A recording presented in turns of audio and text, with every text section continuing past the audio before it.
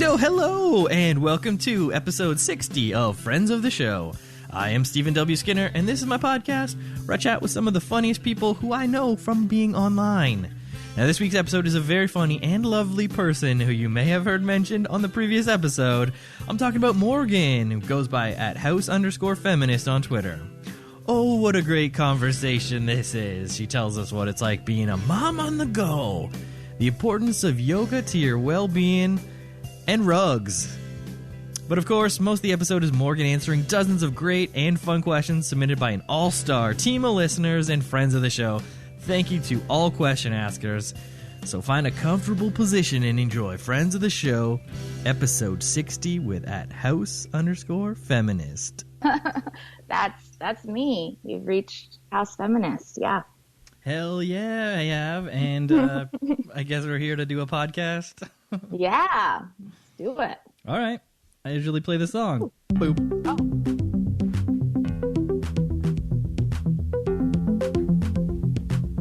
Podcast. It's very groovy. Shout out to Kyle I. Davidson. And that means that we are already underway with Friends of the Show podcast. So let's get introducing the guest. This week's friend is a great combo of lovely and hilarious. A member of a powerful coven of Twitter mavens. I've known her for a while now, and it's now safe to say that she's one of those beloved people. Oh my truly gosh. great vibes online. So let's all give it up for @house_feminist. I'm talking about Morgan. Welcome to the show, Morgan. Thank you so much. That was the most beautiful introduction. I am moved. My vibes are so honored. I could tell that the vibes were touched from here. So now that we're connected, so we had a little bit of technical setup, so now everything's good. We're underway. Everything's going smoothly. So how you doing? Good. I feel like it's good to have technical issues, because if I was smart and funny and good at computers, it just wouldn't. I wouldn't be likable. It'd be too much. Yeah. A lot of comedians say, like, if you're handsome, it's not fair. You shouldn't be a comedian. Yeah. You shouldn't be comedian if you're really attractive. No. And I feel like, see, my theory is, and people might have heard me go on about this, but you have to develop a personality during the ugly years of your life, like the kind of like, you have the like pre-puberty awkward stage, and almost everybody goes through it. There are some kids who never go through it. I'm still going through mine. Yeah, some of us go through them forever, and that just means you have the best personality. Okay. Well, at least there's some bright side to it, right? That's it's like for every mistake you learn a lesson. Is that the type of thing? Yeah, it's like karma. Like there's a certain amount of like attractiveness and personality in the universe. And it's not distributed fairly per individual, but like on a universal scale, it actually is pretty even. Okay. That makes sense. Mm-hmm. So how would you go about in improving your personality? What are some key tips? Oh, Jesus Christ. Man, I didn't expect to be asked my weaknesses so soon in this interview. Yeah, diving right into it. Let's get to the heart of the matter. What makes you so cool? I think I tried to get to it with in our last guest at Yucky Tom. If everyone listened to it, I was trying to get to the bottom of what makes him so cool, and I think I figured out that it was because he keeps it real. Oh, yeah. See, I was going to say that maybe I would have a better personality if I could stop keeping it so real. Like, you think you've gone too far in the other direction. Well, I don't know. I think the keeping it real 150 was the MO that I picked up, and it was working. It was working for me. I was like, yeah, I believe it. I believe what you're saying. Yeah, he keeps it super real, and that's what I like about him. But you know what? When you are a real one, you're always going to be surrounded by people who aren't real ones, and that's how you get haters, I guess, is how that works. So you do get a lot of, you get a lot of haters that way. So I don't know, ever since 2016, I have no idea anymore what is objectively good or bad, because is it a majority opinion thing? Because if it's majority opinion, I am not objectively good. But if it is, if there truly is like an elite type of person, real ones got to fall into that category no matter how many haters there are. That's true. So Twitter, you're on it. You do the jokes on there, and they're great. Oh, yeah, the website. But what else is going on? Like nowadays, Twitter is a little different. Back in 2016, the heyday before the big realization of that everything's upside down, it was just fun jokes. Mostly. The world used to make sense. Yeah. And now we're in a bit of a tailspin, although maybe there's light at the end of the tunnel. I don't know. I don't know. I think Twitter can still be really fun. I've had to change my expectations of it a lot. But it used to be like 2016, it was like every day I would read more than one tweet that made me just think like, man, I wish that was my brain. And and now there are still those tweets, but it just seems like whatever the weird game that we're all playing, where the prize is validation, the rules have shifted. And it used to be like if you hung out long enough and like wrote some funny stuff and were cool to be friends with, eventually you could like break your way in. And now it's just I don't know what the rules are. I don't know if I'm just old and out of touch. But I don't know if there are any rules. That's what's wild too. Like there is no objective truth about anything. What's a good tweet? Is it a good? God, what a great! You really worked back to this concept of talking about. Thank you. And like, is majority opinion what makes a good tweet? Is a popular tweet a good tweet? Not to me, but am I wrong? Who knows? But does the algorithm feed those tweets into everyone's timeline without them? It does. Like without them you even knowing, right? Like you in timelines now, you get all these people that you don't follow appearing in your timeline, and there's really nothing you can do about it. You know, there is though. I guess there's a setting that you can change, right? But I don't know. Yeah. I changed it, and I don't know. I still saw like they switched with this new algorithm. I think you can still put in the setting you put in a special like code word of what to mute, and it will do it. And it's changed because I had it blocked before, and now it's all showing again. But Bat Karen told me the new one to put there in. Was a secret workaround. Yeah, and happening in the back DMs of Twitter. Shout out to Bat Karen who comes through with the hacks. So great. Yeah, she's very knowledgeable. And hilarious. Everyone go follow at Bat Karen out there. Yes, it is insane that there is, that they just keep changing it, and the algorithm, who knows what it's doing? I don't. Yeah, it's disconcerting. And I work in social media too, so it's like my whole life is just trying to figure out what the hell's going on. Yeah, that does not sound like a fun job. It sounds like a fun hobby, like we all do, right? Yeah, we're all on social media as like a hobby, but when you make it like your job, you're like, what? It's really cool for me. Like my job is super awesome, but it also like sounds cooler than it is as most like the dream jobs the do. Sentence, the one sentence overview, it sounds cool. Yeah. But like the day-to-day of it isn't as fun. Right. I mean, everything is a job, right? Like a job is, no one's going to like really, I mean, I guess there's jobs that you let people love. That's what everyone, that's the dream, right? Yeah. That's the myth created by capitalism.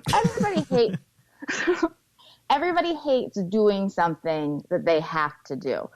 And that, that's just the way it is. I I just like to choose for myself what I'm doing with my time. And if somebody tells me to do it, I automatically am like, oh, pay me money then. Yeah. And sometimes they do. Sometimes they do. That is a miracle, and I'm thankful for it every day. And I'm thankful for that, too. So shout out to our employers or whoever is providing the money as different sources of income, whatever that may be. But yeah, keep the money coming, please. Shout out to the man. We should say that you are a yoga instructor. I do teach yoga classes as one of my gigs in this gig economy. Right, it's a gig economy, so one of your income streams, let's call it, is via the yoga, and I think that's really cool. I got into yoga like a couple of years ago. Shout out to my wife. You do it? Yeah, do it. So try to do it like a couple times a week. We try to do that. Just beginner level stuff, but I do like it. And I have noticed a huge difference, like I can stretch way more, stretch way further. Like bending over isn't a huge problem now. Like it used to be, like tying shoes, just like, ugh. But now it's like, it's fine. Yeah, I try really hard not to be like this preachy, typical yoga person. I'm like kind of a poser because like I'm, online is my first love more than like connecting with my spirit. I'm not that. Like I'm not. Yeah, they're not super compatible. Right. The tenets of yoga and then Twitter or like being on that online life. Yeah. So I feel kind of like inauthentic sometimes, but I also feel like that can be a good thing as far as like teaching goes, because you don't have to totally change your life and transform everything about your identity to integrate some positive habits. And being able to tie your shoes or like sit and be quiet for 5 minutes, those are all like, that's a great start. You don't have to turn everything upside down. It's so great. Yeah, and it's like taking little steps, right? Because at the beginning I was like, oh, why can't I bend over more? Like I thought I could really bend over, but like my wife's like got her forearms on her head on the ground. And I'm like, I can just like touch my fingers right now. What is happening? But then finally, you just do it, keep doing it, and then you end up that you can put your hand on the ground too. Right. Just because you keep doing it, and that's the main thing for me. Like seeing that little bit of progress is like, okay, I'll keep doing it. It's good. Yeah. I feel good after doing it. For me, it was really huge. Like just, I have all of these kids, and shout out to the kids. Shout out to all the children listening. Hey, kids. And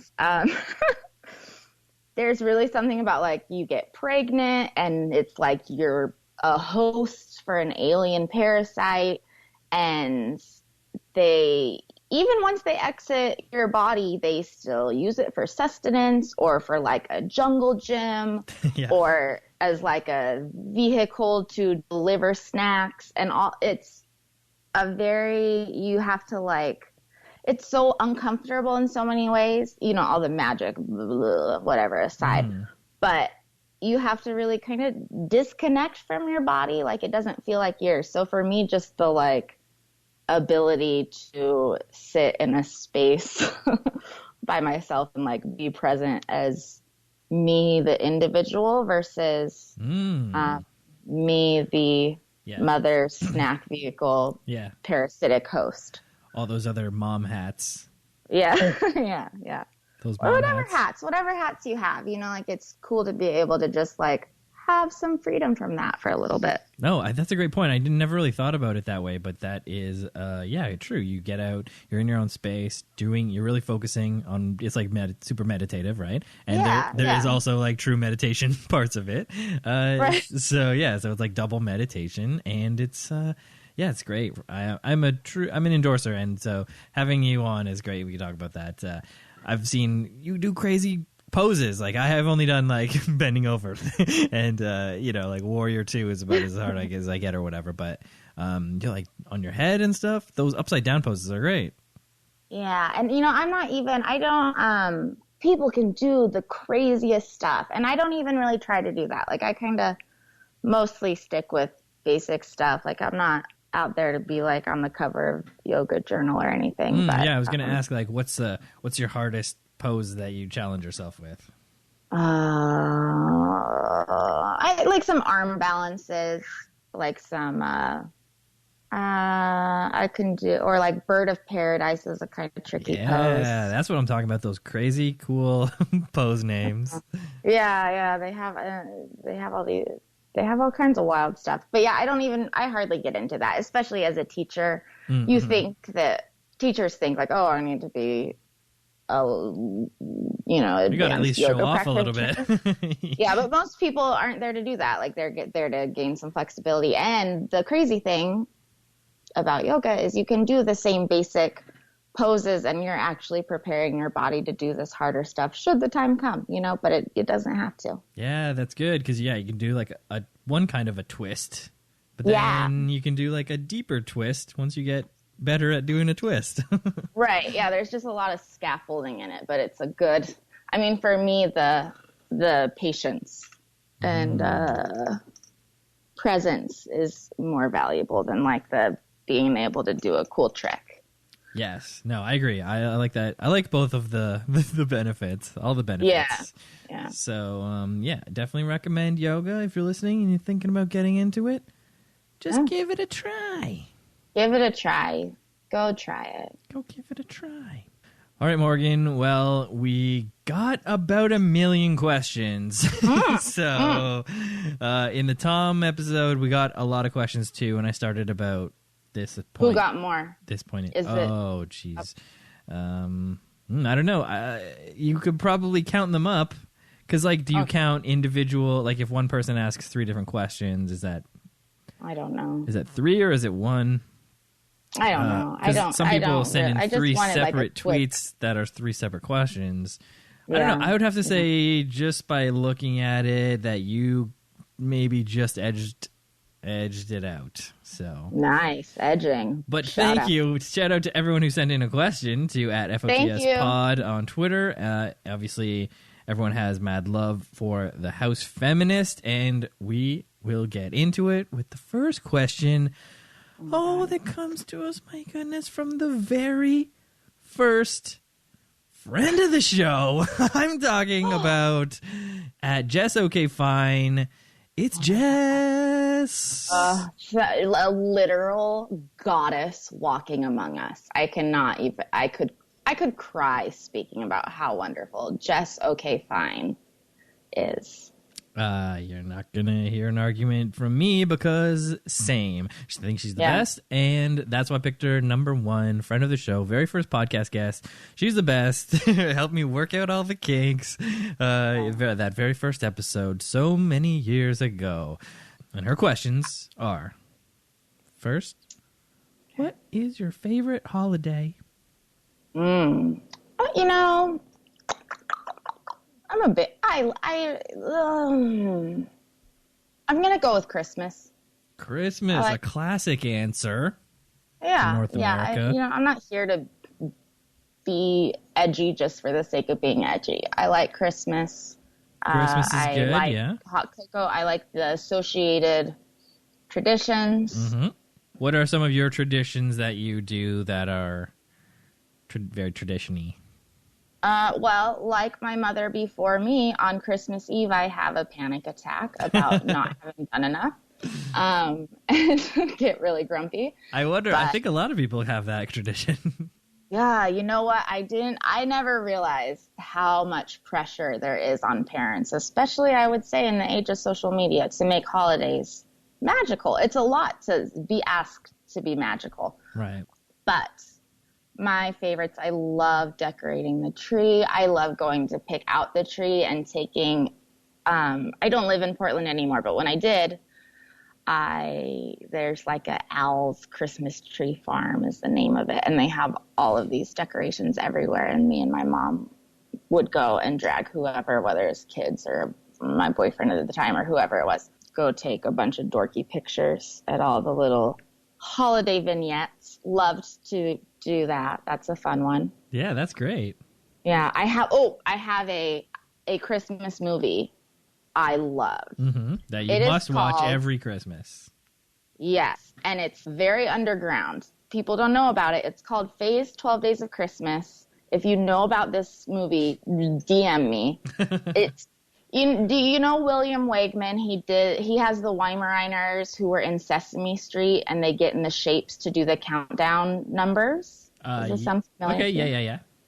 Yeah, and he does all kinds of photography with his dogs, and they're in a movie, and it's his dog's head, so it's like a cast of Weimaraners, but then they're on human bodies, so I don't know, like, if the humans are holding them, or like they're on the humans' backs, or what. Okay, don't need to get into the technical specifics of the movie magic. Okay. I don't know how, I don't know how they do it's movie magic. Right. And it's a very, like, it could be a home video, and it's the 12 Days of Christmas, and he just has very dry humor, and the dogs are so funny to me. And it has been, I don't have a copy of it anymore because... You don't have a copy of it anymore? And I can't find it online, and it's, like, killing me because I have the DVD, but it's scratched. Presents. Oh, my God! How did you do this? It's on YouTube. But it's like one day at a time. Yeah, you got to go one day at a time. Okay, so this is it's definitely a person who's like wearing a elaborate costume, and then the dog's like for sure on their back, wearing a wig. Yeah. They're like crouched forward. Yeah, they have a huge like granny costume on. Yes. They're doing the classic thing where they've got the hands and the dog is like eating. They're like buttering cookies, and the dog is eating the cookies. This is good stuff. I can understand why you love it so much and why you love Christmas. Great answer for that first question.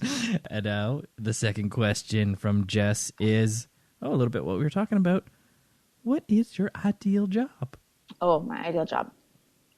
I have like I think that my job right now is probably as good as it gets in real life. Like, I work from home. It's really flexible. I love the sound of being a writer, or like the idea of being a comedy writer. And like, I love to have this like glamorous idea of it. Like, oh, me and my friends sitting around in a writer's room, just like laughing so much.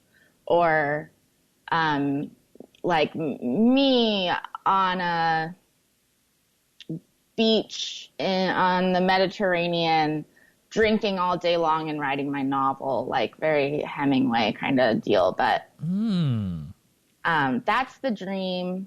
I don't know how attainable either is, and how glamorous. Yeah, I don't know how glamorous that writer's room one would be. No, it's not glamorous, I don't think. I think that people in comedy work really hard and really crazy hours, and it's just not probably a lifestyle that I would be able to. But your ideal job would be like already famous author who could go and stay at a nice Greece resort or somewhere, or like get a villa and stay there for 2 months while you're working on your next project. Right, like a kind of like David Sedaris lifestyle. Yeah, like, own a farm in the English countryside where you're just like living your day-to-day life, and then you also write a book.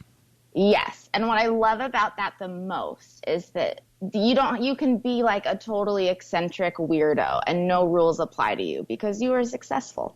So you don't have to like conform to anything. I love that. Love that. I think that's changing a little bit, but yeah.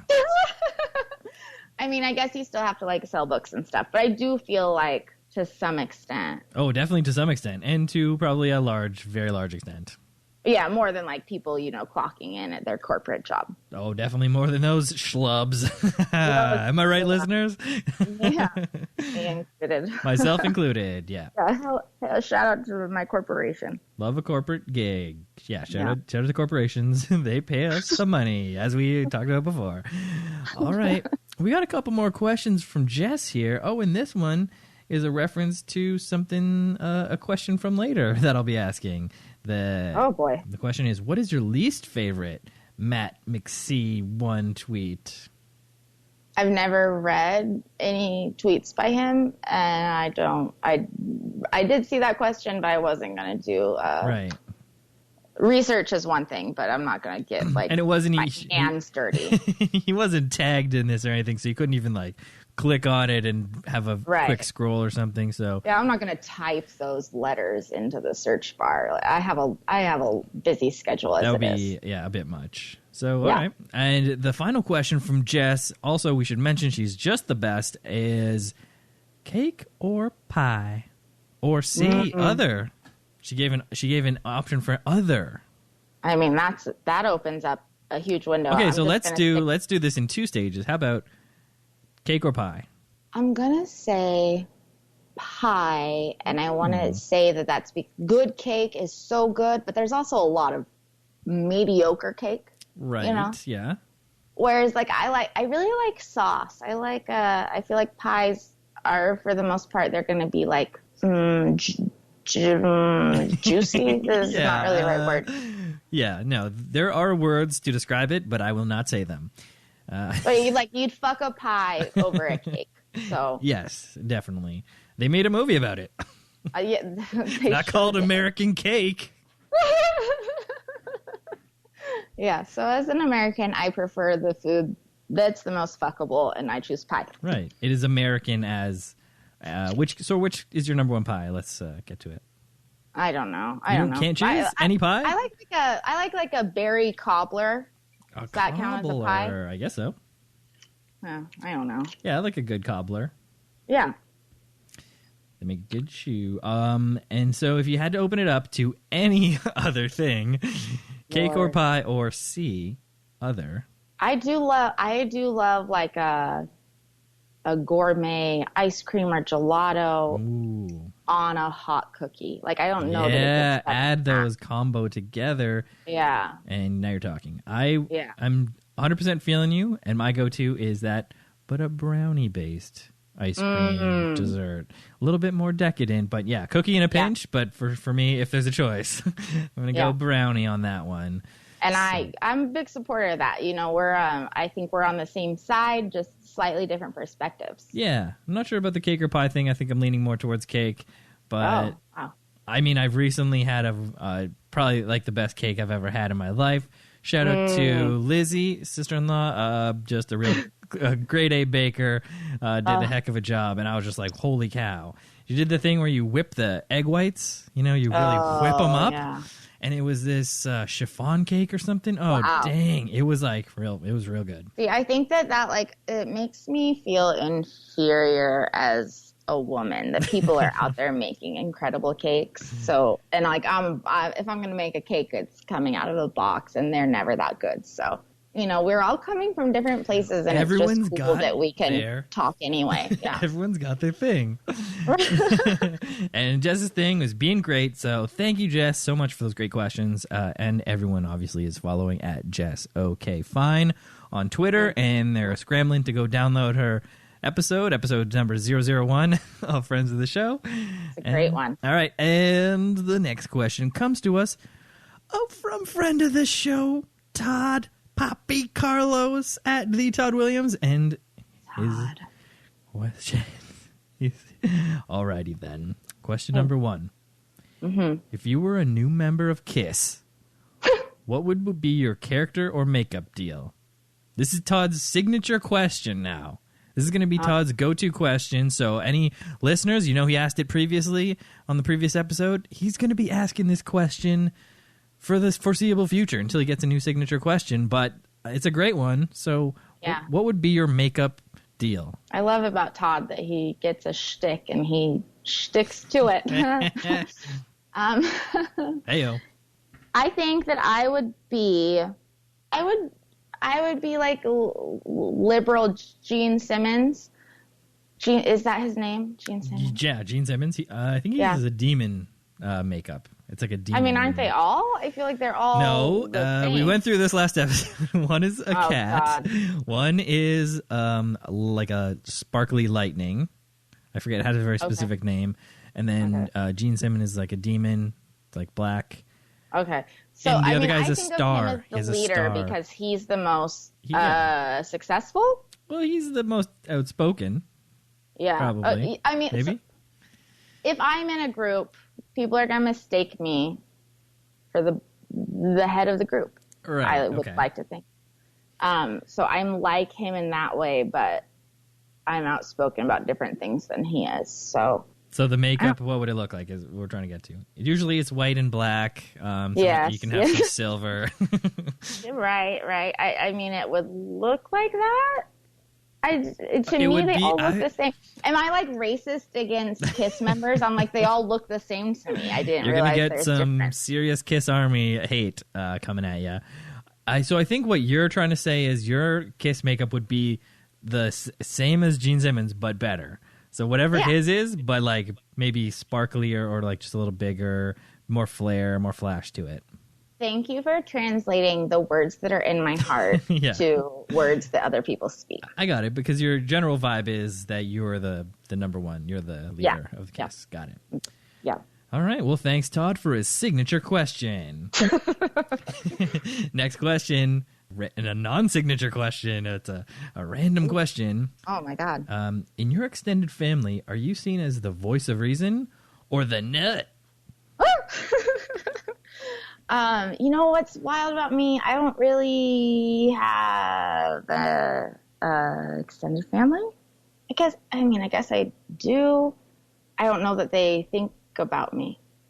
So thanks for bringing up this pain, Todd. What did you do? For making it weird. So voice of reason or the nut? I think that I'm actually seen as pretty reasonable and surprisingly subdued compared to others. So I guess voice of reason, which I know is, not a... It could be surprising. But some of our listeners might be surprised to hear that, but you're hearing the truth. That's why you tune in. Voice of reason. We got Morgan here. And then the third question from Todd. What is your current passion? Oh, besides cute boys and girls. Oh, Todd, you cutie pie. Current passion. Passion. Todd, with laying down these stumpers. Yeah, really like bringing me to terms with what my life has become. Like my passion is like trying to get 7 consecutive hours of sleep. I mean, it's a good goal to have. You know what? I really like buying rugs and thinking about buying rugs. I'm gonna. I get it.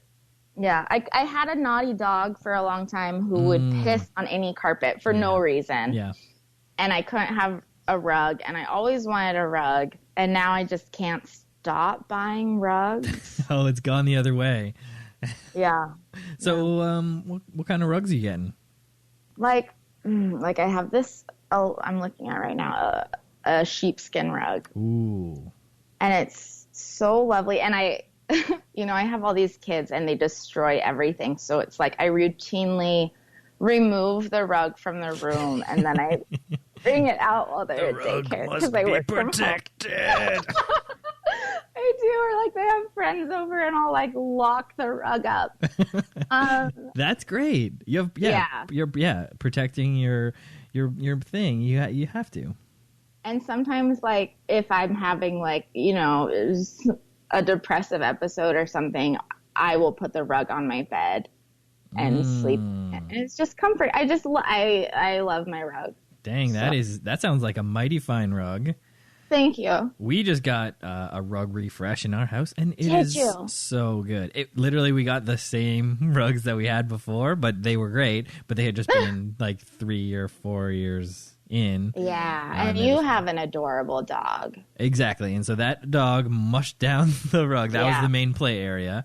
So now we got these refluffed up, brand new, same rug that we had, but just new. It's just you step on it every time you step on it, you're like, oh yeah, it's new again. Yeah, that's beautiful. I'm so happy for you and your family. And I'm happy for you and your rug and family.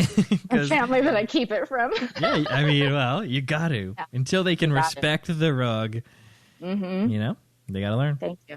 Yeah. All right, well, thank you very much, Todd, for that signature question and other less signature questions. And I love Todd. I hate being hit with a generic question, but I love Todd. And everyone else should definitely be following Todd at the Todd Williams. And if you want, you can check out his episode. It's pretty good. He's a bit of a rock star. All right. The next question comes to us from, it is Taffy B. It's freaking another Friends of the Show Season 2 first guest. We've just had 2 first guest questions. This is so great. Taffy is the best, and we should ask the question. It says, "Dearest Morgan, Freyja, as the goddess of beauty and war, what is your favorite way to relax after a long day of destroying evil men and sparking hope in the hearts of your Earth sisters?" Oh my God, she's so wonderful. God, just a brilliant light in the universe. My favorite way to relax at the end of the day? I don't know. Grab that frickin' rug. I like to just lay on my rug. Honestly, my days are very long, and I usually work after I put my kids to bed. But I'll have a glass of wine while I do it. Sometimes a legal cannabis edible. So, I like to relax by abusing substances. But within reason. It sounds like you're very... in a very reasonable way. And then I just, finish up my responsibilities and I just lay on my rug. Oh, that sounds like a pretty great way to relax. Living the dream. Dang. Is, what I always hoped for when I was a child. I got to get me one of these rugs.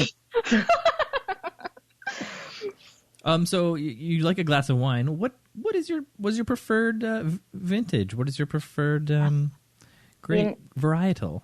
So I live in a destination wine town. Ooh. I moved here. My ex is in the wine industry, and I used to really love red wines, and I get migraines now.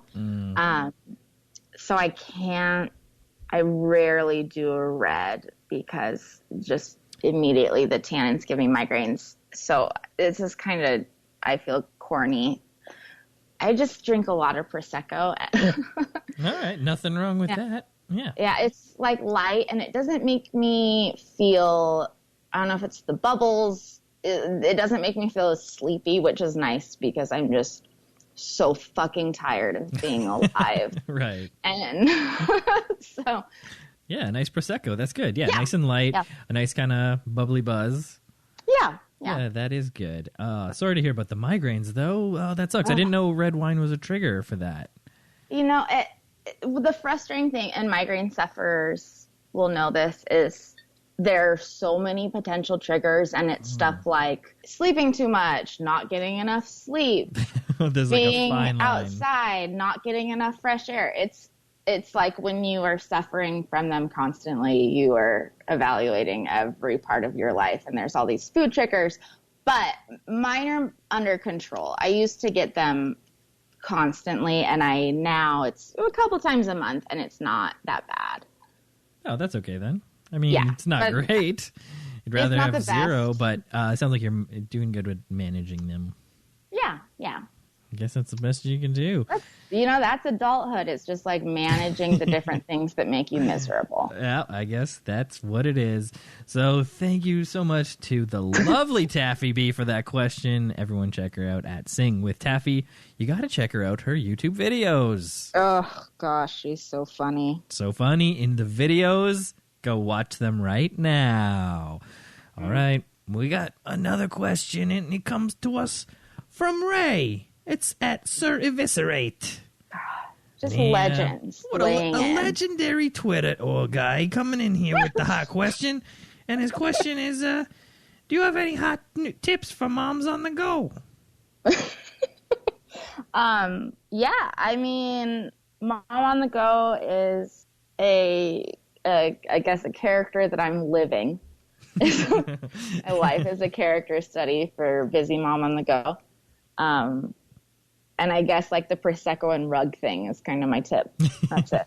Just like get a warm rug to curl up with at the end of the day. You got to invest in a great rug that you're not afraid to hide from your children. And you're going to want to go with, an any level Prosecco? Or were you like just above mid-range, just below mid-range? Mid-range, yeah. Like a what's the one? Like a La Marca. Like something that's like... It's like, okay. Not so cheap and not sugary that you're going to get a headache. That's right. But it doesn't have to be fancy because you're just drinking, mama. You're going to be okay. Exactly. Well, I think that's great advice for any hot tips for moms on the go. Hell yeah.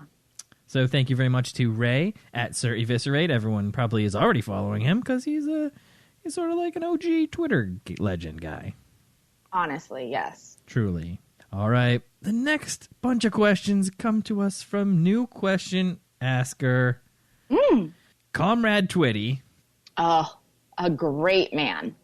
I love it when you can, and I know we have questions to get to and I'm derailing, but it's like I just love an account, and it can be any kind of account, but where you can tell that this person has just like too much in their brain and they have to get it out in a tweet, and it is just like their authentic brain juice spilling out to be shared, and I feel like it is a beautiful thing to witness, and I love that about Twitter. You very much have a style. Like, you must just be buzzing with puns constantly. Yeah, it's a thing. That is like, you couldn't not. No, I hear words and they mean different things. You know, they mean two different things, all right? So some words and sayings can mean two different things, and that's my thing. And it's like, I feel like there's a type of person, and we have this in common. Maybe I'm reading too much into this, but it's like I have gone through life, and sometimes I say these things, and people look at me like I'm a maniac. And on Twitter, it's like I have found, out of the billions of people in the world, I have been so fortunate to find a handful of people who are not completely put off by my leaking brain juice. And so it's like I have this outlet so that I can pretend to be normal when I'm talking to other people, and I can be real on my Twitter account. Yeah. You know? I think it really sums it up. It's beautiful. And Shane is great at that. So that's my ultimate endorsement, is calling somebody real. All right, Shane. So the first question posed to you by Shane is, would you live in a little snow globe house? Yes. Okay. Yeah, that's, pretty straightforward. Yes. Yeah. And I was like, I don't know. I have follow-up questions. Yeah. Okay. Well, what are they? I'm wondering about that. Like, are you shrunk down, or it's little. It's Lil. Okay. Yeah. So I'm going to be little. Great. You must be Lil. I'll give up some pounds. I'll lose some weight for this role. And is it like underwater? You have to be in scuba gear or something, or can you like magically breathe the water with sparkles in it? And what is the temperature? Is it room temperature even though it's snowing, or is it freezing all the time? Yeah, because it would be room temperature, and the snow wouldn't really be snow. It's just like those little pieces of glitter, right? You're kidding. I thought it was real snow. Well, each snow globe is different, so maybe I don't up have in to Canada, it's in one the freezer? way. Is that what you're saying? Wouldn't they explode? I don't know. You better go check those. It's just, hold on, I have to go check on my snow globe. So I'll be back. All right, well. But yeah, I would love to live in a snow globe world. All right. Bring it on. Perfect. Next question. How do you feel about feathered dinosaurs? I love that it came out that dinosaurs have feathers. I feel like that was like very like in the 2000s, I was talking about this with somebody today, like in history books, there has been like a gay civil rights movement at this time, and I feel like dinosaurs coming out as being feathered was just part of that. Whoa. Like, they're not afraid to be fabulous, and none of us have to be. And that's what the message dinosaurs wanted us to hear. Well, I'm glad that science finally came on board with the feathered dinosaurs thing, because as an amateur archaeologist as a kid, I was on board with the feathered dinosaurs theory from the jump. In the 90s, I was about feathered dinosaurs. When I was reading Jurassic Park the first time, I was like, feathered dinosaurs? That's my jam. Michael Crichton knew about that. Wow. Yeah. Yep. Robert Backer. That's a guy. The true prophet. Truly. Yeah. I mean, the science is there. Yeah. I mean, I think it's great. Like, why wouldn't you want that? If I could grow feathers tomorrow, I would. I support anyone who wants to have feathers. I guess it's true. Feathers are a great accoutrement. Yeah. If I could get a feather rug. You know what? I used to have a blazer. I used to have a jacket covered with a whole skirt of ostrich feathers. Wow. Peacocking a little. Yeah. Ostriching. Yeah. Ostriching. That's the way I just live my life.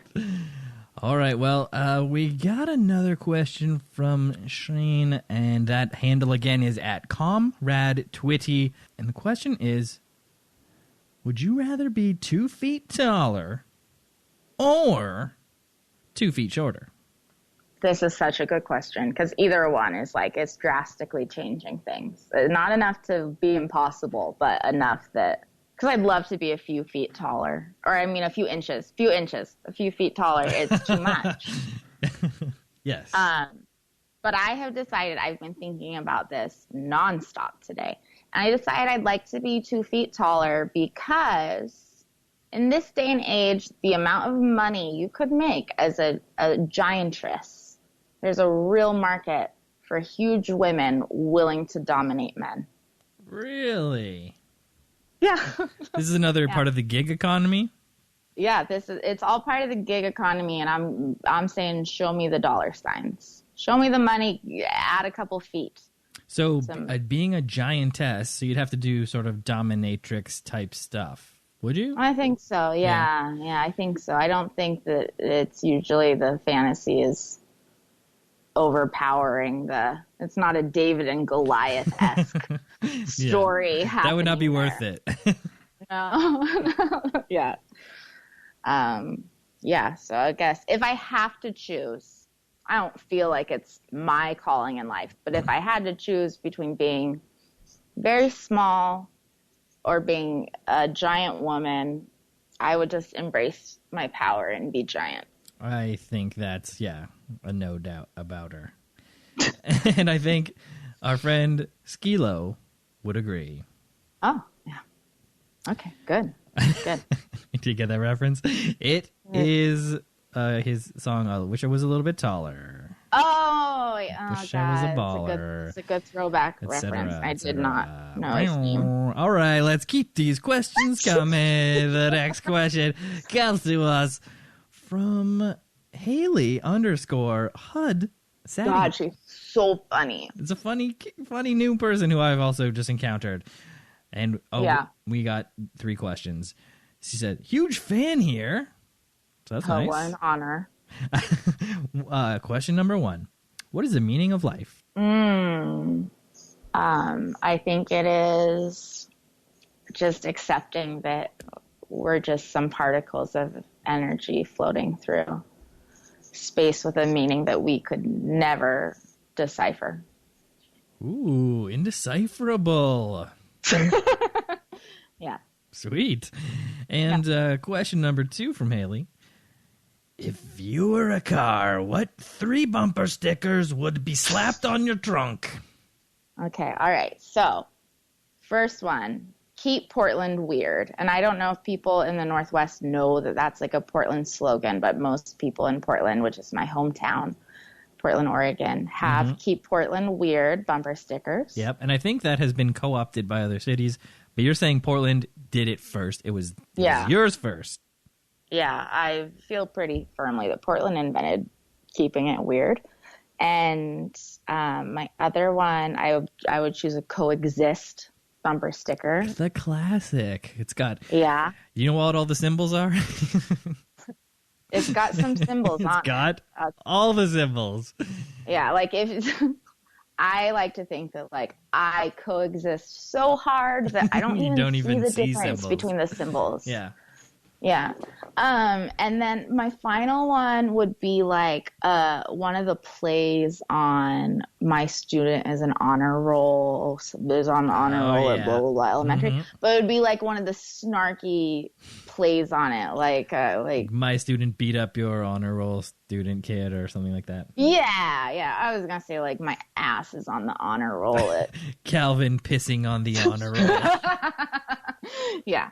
So those Great. are them. Thank Those are you great so bumper much. stickers. Great question. Yeah. That could be a signature question. I don't know. All right. It's an incredible It's a question. great question. And the final question from Haley is, which M&M would you most like to be intimate with? This is an interesting question because there's, the green M&M is sexy. So sexy. I think we've covered this on the podcast. But I'm sure, it's a hot topic in our culture in these times.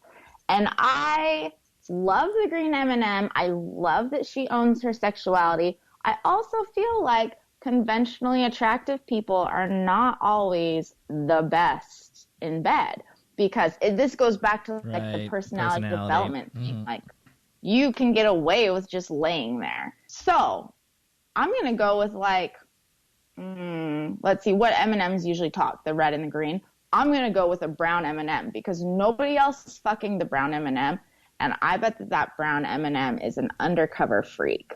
Okay. Yeah. That's what you're looking for? That's you're my main, cruising? Yeah, brown M&M is a woman. Okay. I didn't know that.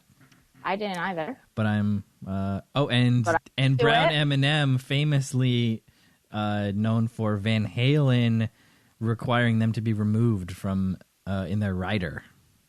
Okay. See, I love a controversial M&M. I love a female M&M. Everything is just reinforcing my passion for the brown M&M. Actually, the brown M&M wasn't always a woman, so I don't know if the... I love that I'm hearing the brown M&M as a hero of the trans community makes me just want to worship it sexually. Wow, and I think that makes it even more of a great pick. Yeah.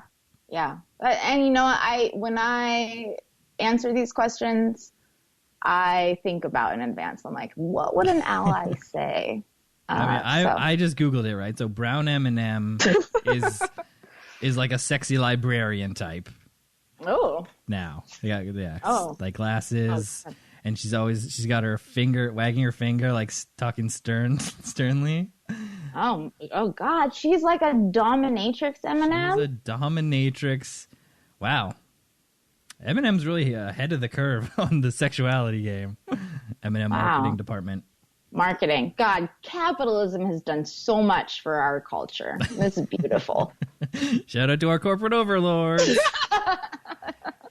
All right, and thank you to @Haley_Hud, that's HUD, on Twitter for those great questions. She is so funny, and can I say too, again, like what an honor to get questions from these people because Haley is another one who like her brain is just busy, and we are so gifted to read what comes out of it. It's so good. She's so funny. And we get to read it for free. For free! For what now. a website. So, yeah, go check her out at HAYLEY_HUD. Great tweets. And now the next question comes to us from local favorite Kevin. That's just Kevin at Kevaclism. And the question is, who's your favorite reply person? Guy or otherwise? So Kevin is the real hero's odyssey tale of making it from reply guy to, he's one of my best friends, I would say. I talk to him every day. I tell him everything. He is the greatest person, totally real, such a good listener, to the point where like sometimes I'm like, oh, maybe I should like learn something about Kevin, but he doesn't need me to.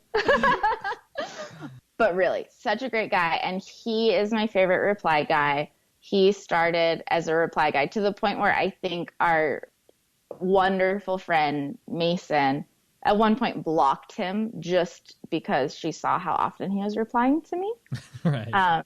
But he's also friends with Matt McSee, who, despite our trials and tribulations, is another really close friend of mine. And so I figured if Matt was friends with him in real life, I should throw him a pity follow. Turns out he's one of the best people ever. And I think that people are starting to discover that. He's very real, keeps it extremely 100. He does keep it very real. Mm-hmm. And I'm happy to claim him Hamilton's own. He's a local lad. Oh, okay. And do you live in the same area? I don't know. Yeah, same area. Wow. That's beautiful to me. Truly. That is. We're lucky to have him online and in real life. Yeah. What's it like sensing his presence? Can you feel it? I think it's like a protective spell over our whole region. Wow. Cool. So shout out to Kevin, and it's at Kevaclism online. Mm-hmm. All right. So we'll keep the question train coming with this next question from another local gentleman at Flash Ember. He's a wildebeest. Oh, yes. Well, he's a beast. Can I tell you that I thought, because he's been around a long time, great account, and I always thought his name was Flash Member. Okay. And I never read it carefully enough, and I always thought, you're like, oh, this perv. Yeah. So to hear that it's Flash Ember. And he's not a perv at all.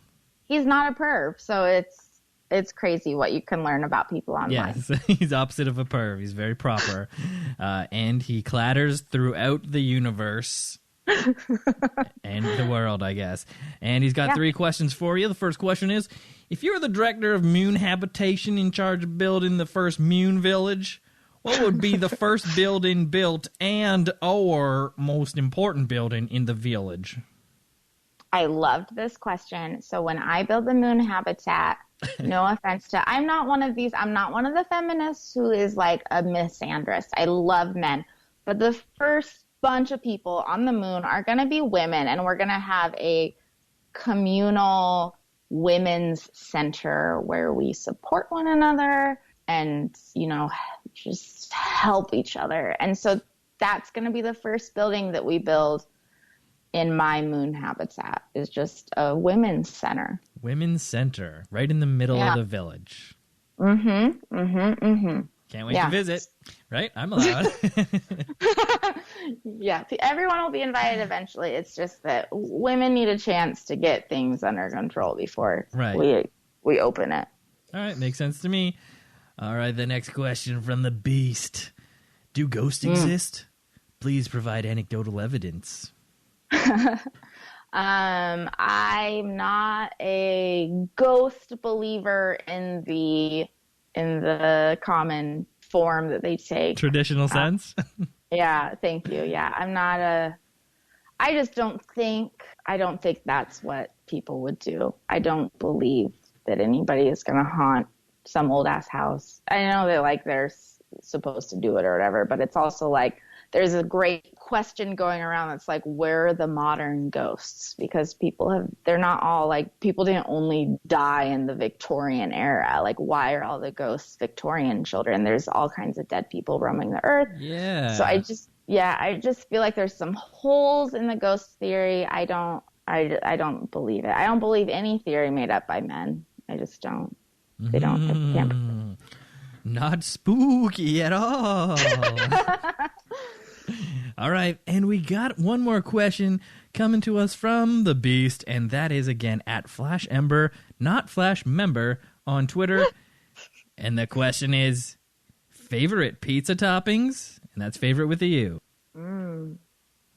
I'm just gonna be maybe be unpopular, but I'm like a veggie person. Like, I love some artichokes on a pizza, sun-dried tomatoes. Okay, yeah. Olives. Veggie. Yeah.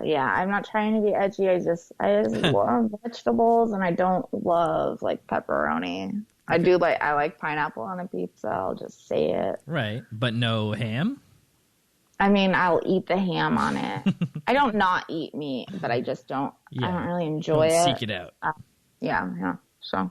Well, that's very good. Great choices.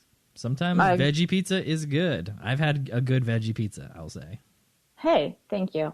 Yeah. What's the best veggie pizza you've had? With those toppings? Those are your... I don't, for some reason, I don't enjoy it anymore. I don't know what's going on, but I really like, do you guys have Papa Murphy's up there? The take and bake pizza? Nah. No, it's like you pick it up, you take it home, you put it in the oven and bake it yourself. We have things like that, but not Papa Murphy's specifically. Yeah, you've heard of it. You've heard of baking a pizza. Yeah, and we have the ones where you just grab it from the store. Yeah. You just pop it in the oven. Yeah. This is great, folks. If you haven't tried this, you gotta... Hot tip. You gotta get this make-at-home pizza. But yeah, they do a gourmet veggie, and I like pizzas with like non-traditional sauces on them. Like they do a Alfredo, like a white sauce. Ooh. I don't think I've ever tried that. It's just creamy and delicious, and they just put all kinds of veggies on it, and I used to really enjoy it. I don't really eat it as much anymore, but that is one of my favorites. Dang, good choice. Thank you. So thank you, and thank you to Flash Ember and Wildebeest for those great questions. And he says thank you. I get the joke because he is a wildebeest. I don't know if he's ever used that. I don't know if he's used that before. All right, the next question comes to us from Jess, brackets, ham. Got another great Jess. Another great Jess at Don't Get Bangs. That's a good handle, too. I mean, it's just good advice.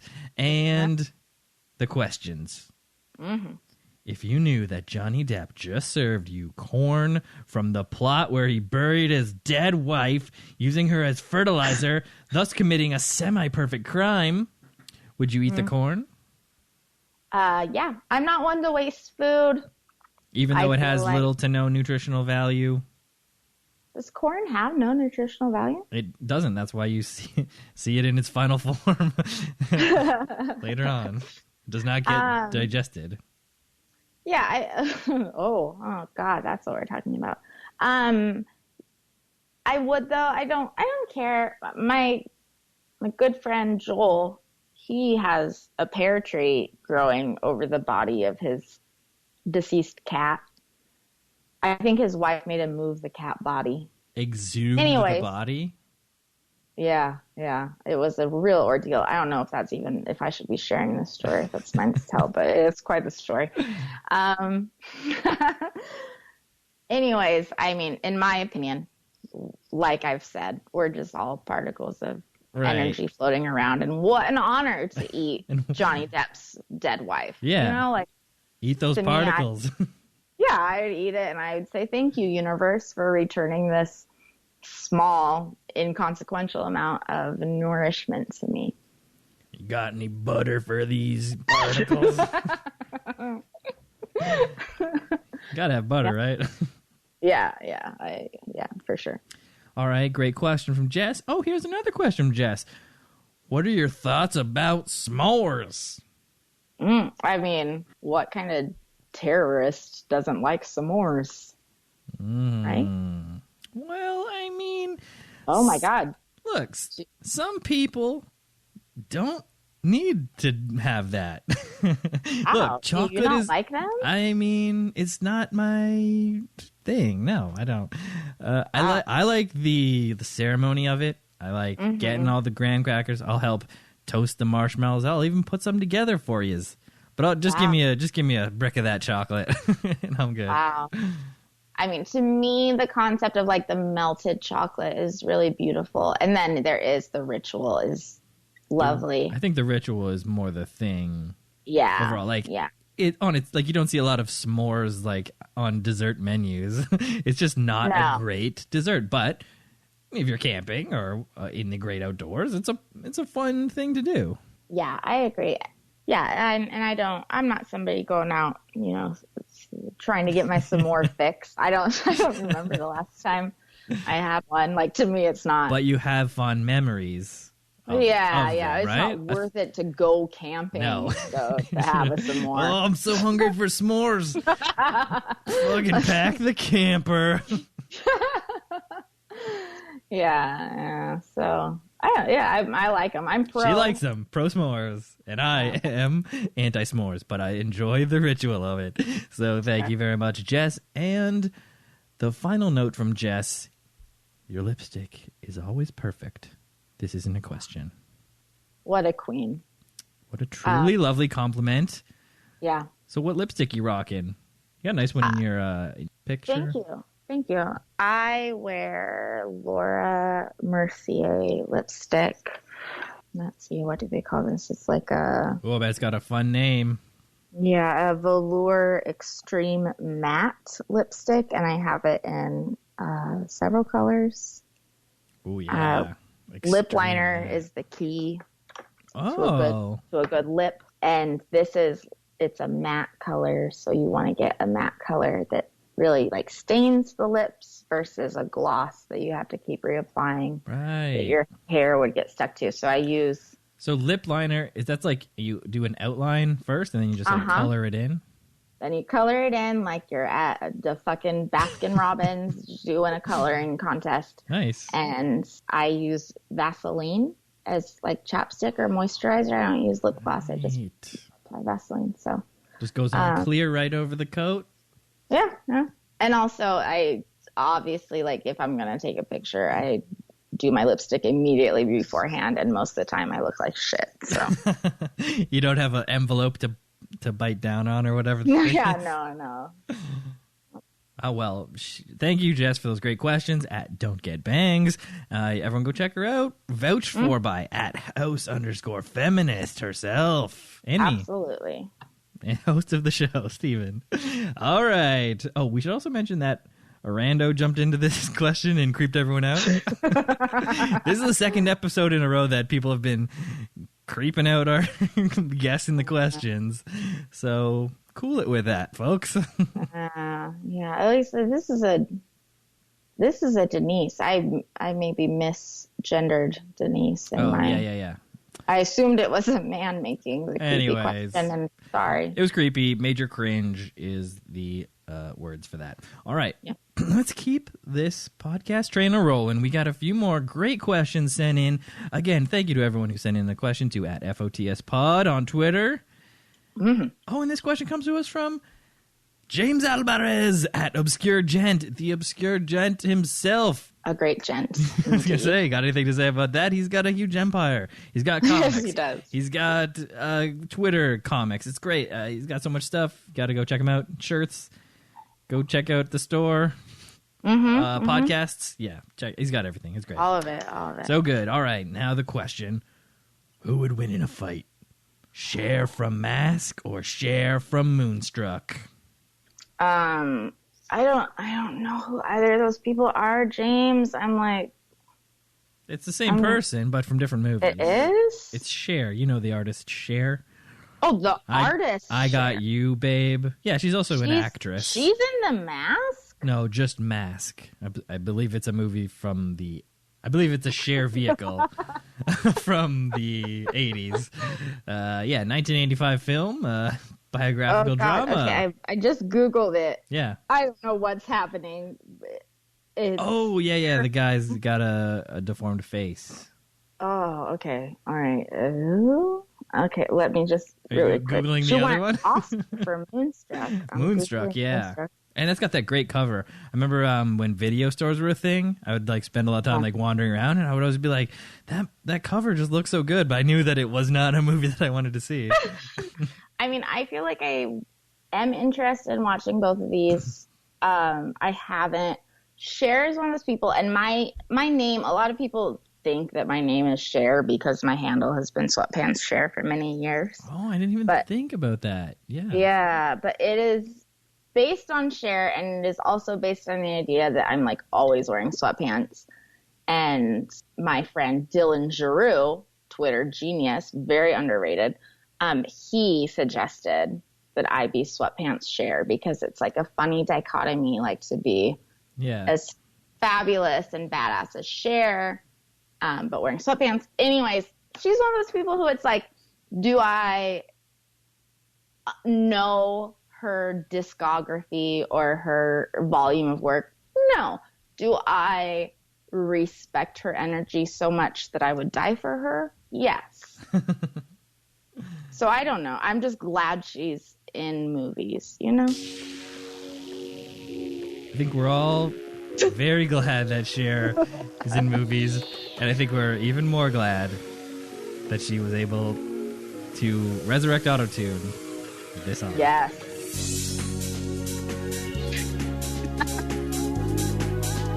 Just take a moment to reflect on all your positive Cher memories. Mm-hmm. All right, I probably should not be playing that. Thank you. I love it. All right. And so James has another follow-up question. Who is your favorite comic book superhero? This is going to be a controversial answer, but James' very talented brother, they put me in a comic, Aaron? and I'm going to say it's me. Yeah, wait, you're saying that you're a comic book superhero? Yeah, from my one tweet that was turned into a comic. Yeah, I just feel like and self-love is the greatest superpower. Oh, that's your superpower. Yeah. I mean, hey, I'm not going to argue. That's a great answer. I was thinking maybe Wolverine, but I mean, it's a big difference between like who's the most respectable comic book hero and the comic book hero I would fuck, which is Wolverine. Oh. Clearly, you've done your research.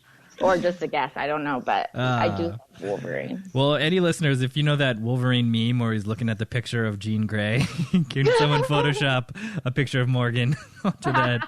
Oh my God, please do and send it to house_feminist on Twitter. Yes. All right, thank you very much, James, for that great question again at Obscure Gent, and you got to check out his Empire, the Obscure Gentleman. And Aaron is, I should say, Aaron. I tried to sneak that in. I might have talked over you. Aaron is the comic drawing brother, the tandem. All right, next question comes to us from Phil at Advice from Phil.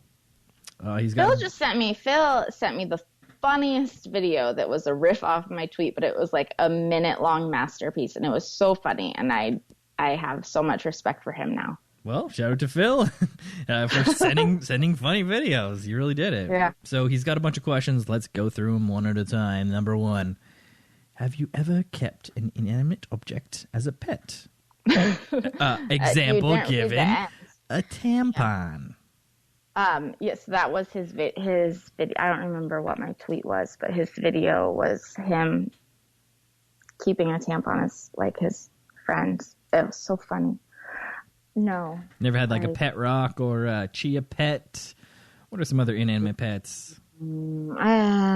Stuffed animals. I was pretty. I do get very sentimental about objects, and I've definitely become overly attached to objects. You know what? I have in my car. I have I don't remember what they're called, but he's from Hawaii, and he has, I guess, feathers attached to like some wood, and he's supposed to keep bad spirits away. And my dad brought him to me from Hawaii when I was like 16, and his name is Raul, and he's been hanging in whatever car I drive. He hangs in the rearview mirror. So cool.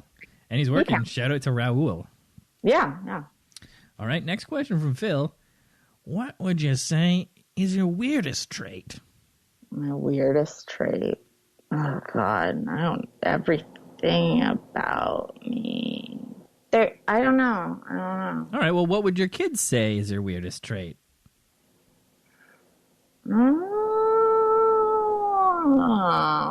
would they say? Be like, I mean, they're still at the age where they like think everything I do is just normal because they don't know any different. Thank God. They have nothing to measure it against yet.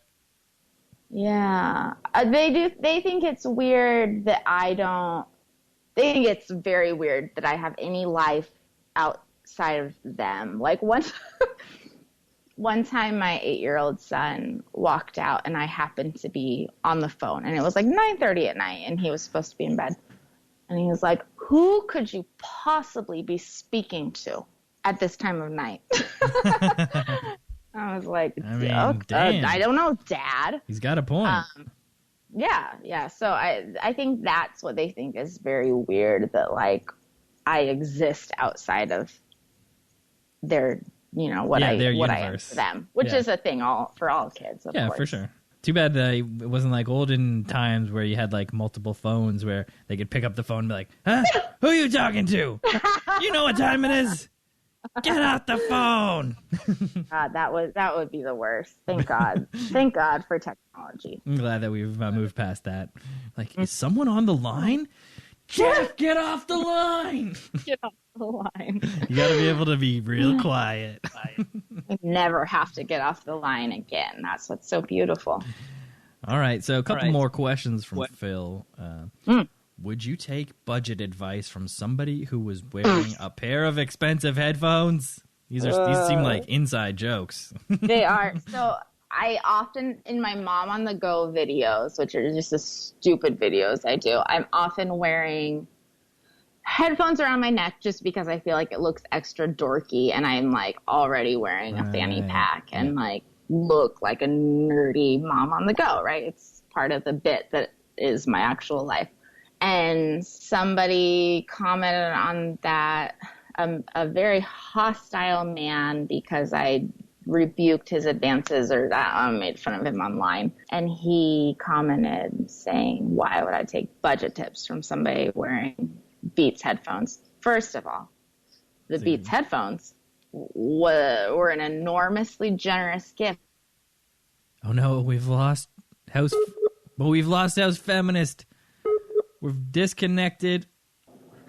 Hello? Oh my gosh, thank goodness. Oh, okay, we're back. Yeah. Okay. Sorry about that. Where were we? No matter how hard I try. Okay. It was, you're talking about your headphones, your Beats by Dre headphones that you use as a bit. I was giving a very long answer to this question. But you know what? I would take budget advice from somebody wearing a pair of expensive headphones, because you can't judge somebody by the price of their headphones. I mean, if anything, it shows that they have saved up enough money with their great budgeting to be able to afford. Yeah, these were a gift too. So I mean, I haven't. Right. Still very poor. I just have a nice pair of headphones. Plus, the price is coming down. Maybe you got it secondhand. Maybe you got it refurbed. Yeah, you don't know. You don't know. You can't judge a book by its headphones. That's right. And then the final question from Phil, thanks again, Phil, is thoughts on beans on toast? I believe that's a British thing. And this is Phil's signature question. Yeah, if it's Great Britain has been canceled, so no thanks. Unfortunately, it's been cancelled. Oh. All right. Yeah. Well, thank you very much, Phil, for those questions. And the next questions, come to us from @MattMcC1. And he wants to know, what's your favorite @MattMcC1 tweet? As I said before, I've never read one. I never would, so... Well, there you go. Next question comes to us from @SatanC_Starfish. Is this a friend of yours? Oh yeah, he is. He is. Yeah, he is. He's one of yours. And the question is, why haven't you called Phoebe Waller-Bridge and demanded a third season of Fleabag? I'm gonna be honest. I don't know any of what that is. Right, that's a lot of references. Yeah, I don't specific references. I think it's a TV show. Okay, yeah, it's on. I googled it. It's on Prime Video, which I have, but I don't know anything about this. But I thank you for your question. Thank you for the question. All right, we are finally winding her down. We got but a couple questions, but they are the juiciest ones. Of course, Oh, I boy. saved them right to the end. And it is, last week's episode, friend of the show, old Tom at Yucky Tom. He says, yes, hello, big fan. Question 1. What is the most substantial beast you could kill with your bare hands, provided you were guaranteed to absorb its powers at the exact moment of its death? That's a great Tom impression. And I would say the human man.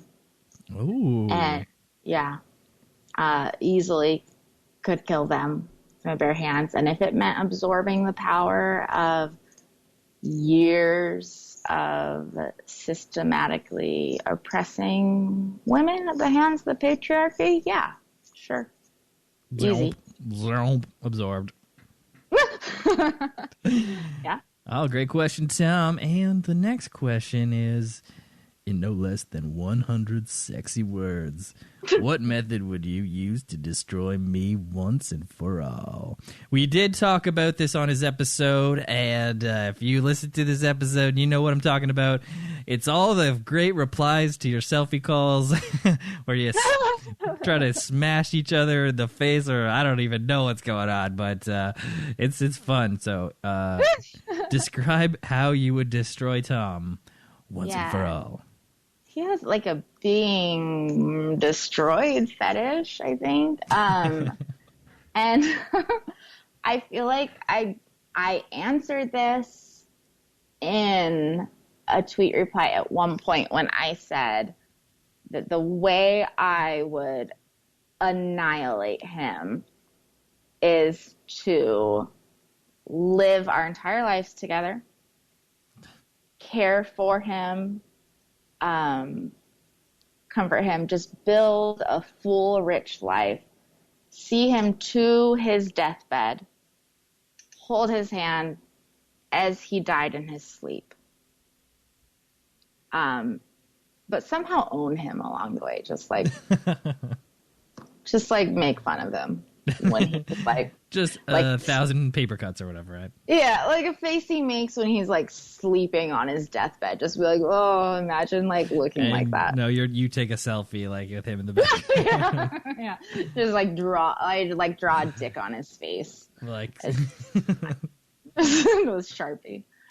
All right, and one final question from Tom. Will you marry me? No, marriage is an outdated institution that I equate with indentured servitude. So It's a money grab. yeah, a lot of complaints in that department. So no. All right, well, tough luck, Tom, but better luck next time. And everyone got to go check him out at Yucky Tom, and his episode was the previous one, so I hope you listened to it. If you didn't, very much looking forward to hearing it. yeah, as of the time of this recording, it's not yet released. It's from the future. It's the future and the past at the same time. Whoa. All right. And speaking of future and the past at the same time, this next question is from one of my favorite guests of the past. Wait, okay, but Tom added a question. I don't know if you I've count missed those. it. We've skipped a Tom question. Hold up, let's back up this bus. Okay, do you now, want yes, me please. to read it? I want you to read it and then answer it, please. Okay. It's fine. I'll do the work. Like I've had a podcast before, so I did can do it. ask you to help me out with making sure I didn't miss any questions. Yeah. Would you rather fight a King Kong-sized lemur or 3 lemur-sized King Kongs? Oh. I feel like lemurs are pretty small, and 3 of them wouldn't be that hard to fight off. So I'm gonna take the 3 lemur-sized King Kongs. And also, like, wasn't King Kong like not the smartest? I don't know. I think King Kong is pretty prone to violence. Yeah, which is a sign of, you're not working with your prefrontal cortex when you're resorting to violence. I don't know. I'm just thinking about what my answer would be, and I think it might be the huge lemur. Really? Yeah, lemur's more chill. Those little King Kongs are going to really mess you up. They're not going to stop until they've gotten what they came for. The lemur probably just wants to take a nap. Is that what lemurs are? Like, I thought lemurs were like monkeys. No, I think they're are they marsupials? Are we gonna have to be Googling more stuff right now? God, this really is this podcast. No, they're the ones from. Have you seen the Jungle? What's that jungle movie? The animated jungle movie, Rio. Wait, is it Rio? Well, there is Rio, but you're thinking of Madagascar. Madagascar, yeah, it's the king from Madagascar. If you're familiar, yeah, he's so funny. He's hilarious. King Julian, he has his own show now. Yes, King Julian. Check him out. A spin-off on Netflix or whatever. And he does a great New Year's Eve countdown. If you do countdowns with your kids or whatever, like before New Year's, there's a great King Julian countdown. You got to check it out. Okay, this says, though, it says lemurs share resemblance with other primates, but evolved independently from monkeys and apes. So it also says they live in trees and are active at night. So I get that they are cute and King Julian is funny and has like funny jokes, but I'm still going to take 3 little King Kongs over a giant lemur because imagine the lemur is going to be attacking you at night, and like I'm very sleepy then. My methodology is that the lemur isn't going to attack, but the King Kongs are more prone to attack. But hey, I could be wrong. I don't know what lemur this is, how angry it is. But great answer, great question. Thank you, Yucky Tom, for that great question. Love a different sized thing question. And now, as I was getting into it, question from one of the greats, friend of the show, super friend of the show, future friend of the show, next week's friend of the show. It's Mason at Mason Decree. Great. We should great say person. she's great. That's why she's on this podcast so much, because I really enjoy talking to her, and she is great, and you should too. And let's get into her questions, which will wrap up this episode. Question 1. Okay. What will be your next tattoo? Should we match? So, Mason and I have been involved in a coven together. She's one of my good friends. I've met her, hugged her. What a queen. And I would love to get at some point, I can't decide on placement, but I'd love like some sort of witch tattoo. I think in general, the whole tradition of witches is a interesting topic as it relates to feminism. So yeah, I would love to get a tattoo of a witch somewhere on my body. I feel like Mason should also do it. I feel like we should meet up and get tattoos whenever she wants. I'm game. Yes. By the same artist? Ooh, get that same feel? Yeah. Heck yeah. Great idea. Tattoo. That's cool. All right, next question. What's your favorite quirk of Crosby's? Oh, my dog Crosby, who I share with my ex. He's a golden doodle. He's all black though, and he's so cute. And he's only a year old, so he looks full grown, but he's like still a baby. And he loves to just be like held. Like I'll be sitting at my desk working, and he will, even though he's very large, he's a large dog, he will crawl into my lap and let me just like cradle him in my arms and rub his belly. It's so sweet. I really love him. Shout out to Crosby. Mm-hmm. Oh, what a sweet boy. All right, last question from Mason. If you could instantly and effortlessly be fluent in one language, which would it be? I'm going to say Spanish because maybe it's not like the best, like obviously like being fluent in French or Italian, very glamorous, but I know people here. I mean, I live in a town that's like 50% Hispanic, and it would just be very powerful, especially in this time, to be able to somehow be of service to people who do not speak English as their first language. So I would love to be able to speak Spanish more fluently. See, I think that's a great goal, and you can try it. Get Duolingo or something. Yeah, I've downloaded it. I did high school Spanish. Definitely on the like bucket list is to learn how to speak Spanish, but you just got to get immersed. Yeah, my plate it's full. All right, you don't have to learn Spanish. I cannot commit to learning Spanish at this time, but it is a noble goal. All right, and the last note from Mason is also, I love you. That's what she says. So thank you, Mason. Mutual here too, and that's it. We did it, Morgan. We've done the podcast. How do you feel? You feel okay? You feel good?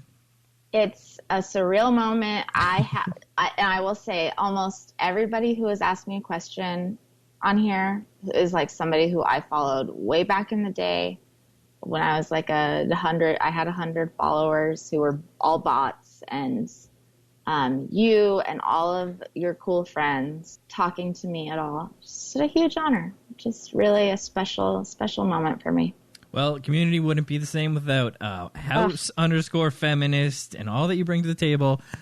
So thank you for that, and thank you for being on the podcast. And now I will play the theme, and we'll say our goodbyes. So thanks, Morgan. Bye. We'll see you on twitter.com. Absolutely. I'll be there. And sometimes on Snapchat. It's true. That's true, too. All right, bye. Bye. Well, that's it. I hope you enjoyed this week's episode with Morgan. Please follow at house_feminist on Twitter for hilarious stuff and fun mom-on-the-go stuff. To find more friends of the show, visit www.stephenwskinner.com for all the old episodes, or find it on Apple Podcasts, on Spotify, or wherever you find podcasts. Please leave a rating and review. Follow at FOTS Pod on Twitter to get notified about all the latest episodes, new posts, and when to send questions to hear read on the show. I'm at Skinner Steven on Twitter. That's where you can find me. Send me a message, retweet a joke or something. Live your life. Thanks to Ruby Coast for the music. Thanks to Kyle I. Davidson for the theme. And thank you so much for listening. I am Stephen W. Skinner. Have a great one.